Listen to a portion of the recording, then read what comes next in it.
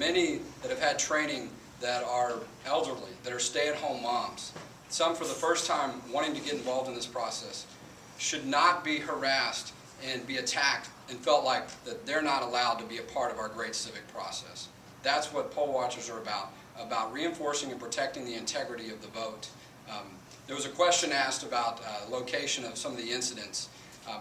There have been lawsuits filed already against Catherine Engelbrecht individually, against True the Vote. These lawsuits are baseless, they're frivolous, and they're a loser.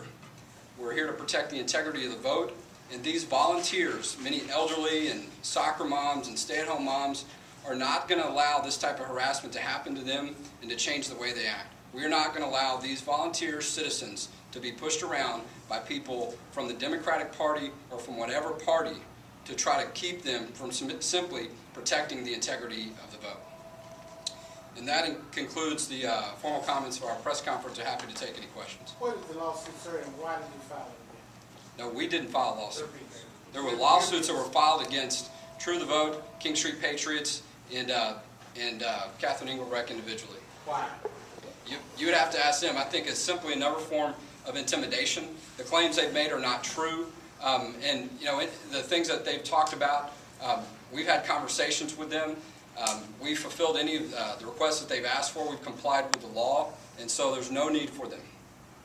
Jonathan, when other organizations indicate that the King Street Patriots have intimidated voters and have been too close at the polls and at the voting booth, what's your response to those allegations? Well, something that needs to be made very clear as well is that the people that are poll watchers are volunteers. This organization, King Street Patriots, and their True the Vote initiative is a volunteer organization and a volunteer effort. No one is being paid to do anything. They're not acting, anyone that's out there that is a poll watcher is not acting on behalf of King Street Patriots or True the Vote. True the Vote and King Street Patriots provide the training for poll watchers. And so the people that are out there are acting on their own behalf. How do you determine which polling station a poll watcher is assigned? Well, you know, there are many needs that that people hear about around the county, and so True the Vote trains poll watchers, and then people decide if they want to fulfill those needs. And so on the website, it's been made very clear that the True the Vote initiative invites people that feel like they've got needs regarding poll watchers from whatever party or background, and then it goes from there. May I ask your poll watchers how they decided where they went and who they represented when they went? Well, first of all, the poll watchers are individuals, private individuals, volunteer individuals of their own. They're not. The training happens here, but they are not employees of King Street Patriots or True the Vote.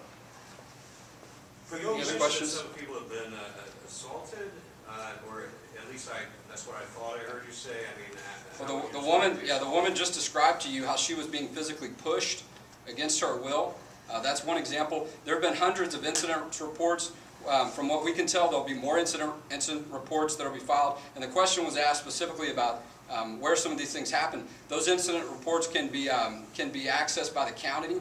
And some of the incident reports that we've made public, we have blacked out some of the names because there's already been, the lawsuits that have already been filed against some people individually are unfair and should have never happened. And so we want to avoid that type of wasteless time of people filing lawsuits against people that don't have a real claim. So we're making that information is available through the county, and that eliminates any opportunity for the other side to try to file frivolous lawsuits against people individually. The county today says it's received it's received 59 complaints. 9 of them, the county attorney's office says, came from the King Street Patriots, and the rest were from voters when they were being harassed. Are you saying there are more complaints that From what we're hearing, there'll be more incident reports that will be filed. That's correct. And just so we're clear, any of those things that are filed are by individual poll watchers that are out there acting on their own behalf. The training for poll watchers happens through King Street Patriots True the Vote initiative.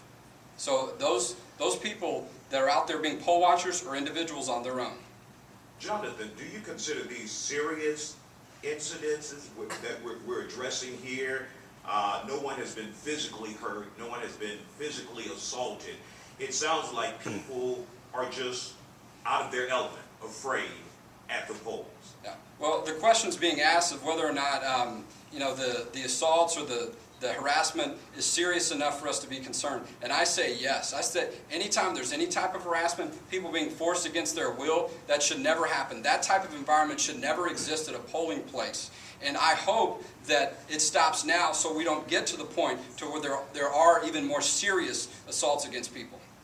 I guess a follow-up question to that would be, did in any way, did the King Street Patriots create almost a hostile and an environment where individuals would be prepared for something like this? In looking at the YouTube video when Catherine says that the Black Panther Party is out there, here's your headquarters, be prepared when you go to the polls. Did you create a hostile environment out there?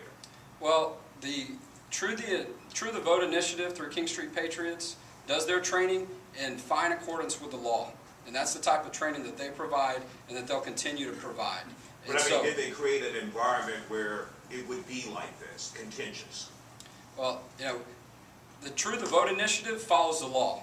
As far as what other people that go to vote do and what other election workers do to you know, up the ante or say things to poll watchers or you know, physically assault and push and put their hands on poll watchers and some of the things they're doing, that's a question you'd have to ask them as far as what type of environment they were trying to create by doing that. So what you simply have had is volunteer citizens, poll watchers, observing in the process and then taking notes if necessary and filing incident reports for things that they see that are inappropriate. And so that is a part of the process. No one is disputing your right to be there. Everyone says you have a right to be there, but there are some who question whether, I don't think, first of all, that you answered his question. Did you bring this on yourself?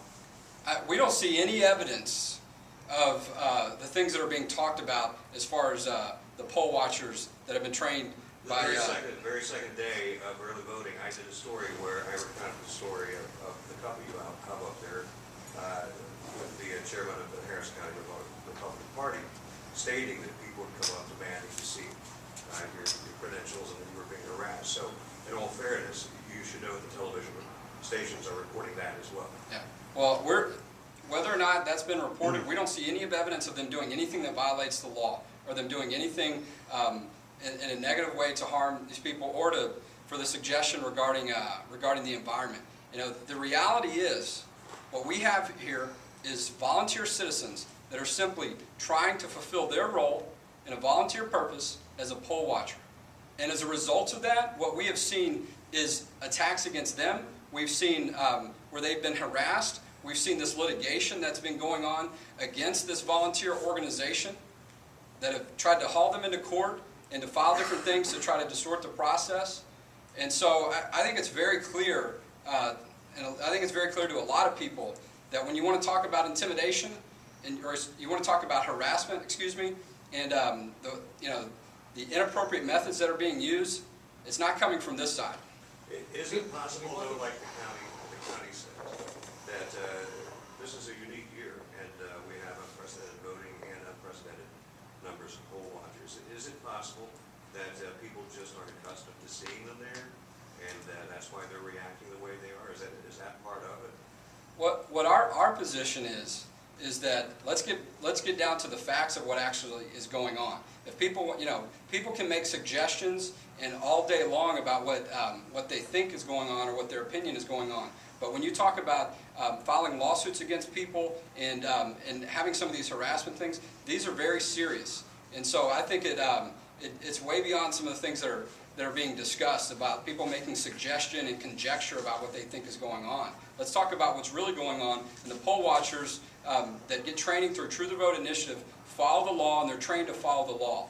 And it's unfortunate that because people are simply present, observing being poll watchers and observing the election process, that all of a sudden these other people have reacted in such a strong, vigorous way against them. That's unfortunate, and that shouldn't be happening. We've heard reports of county and federal elected officials actually being inside polling rooms, electioneering, and then when their poll watchers are taking note of that, the elected officials threatened them with being reported to Department of Justice for investigation and to the district attorney's office. Do you have any information about those incidences? Well, there have been many incident reports that have been filed, and here's what I can tell you. This organization and our organization believe so strongly in the integrity of the vote and our elections that we have invited the Department of Justice to come down to Harris County and to be there as a part of the poll watching process, and to also be in attendance for the trainings that are going to happen through the True the Vote initiative.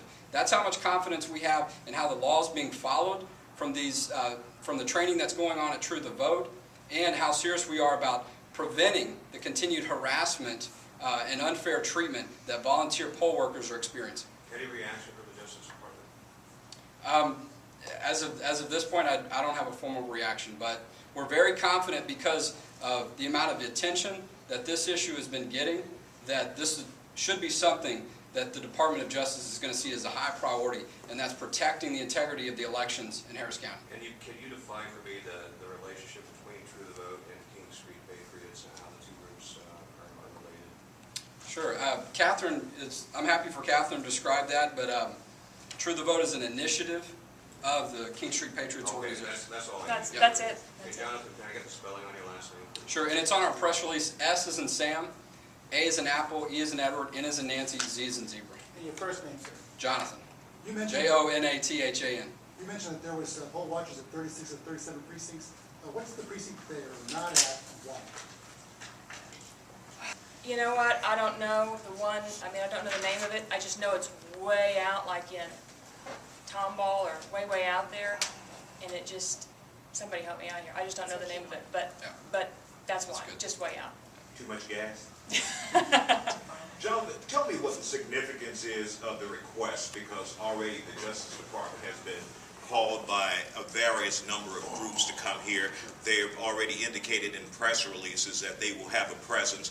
What's the significance of your request in all of this? Well, we have a copy of it that's been provided for the media, so you can look over that, and if there's any other details there. I mean, the reason that the request has been sent to the Department of Justice is because as volunteer poll watchers, as our organization protects and believes in the integrity of the vote, and we believe that people that are simply trying to fulfill that civic duty of being a volunteer poll watcher, whether they're elderly, whether they're a soccer mom, stay-at-home mom, whoever they are, a veteran of our armed forces, they should not feel like they're somehow going to get negative treatment for simply trying to protect the integrity of the vote. And we also see the importance of the Department of Justice, seeing the value of this, and saying that we stand together with the Department of Justice to make sure that the integrity of the vote is protected.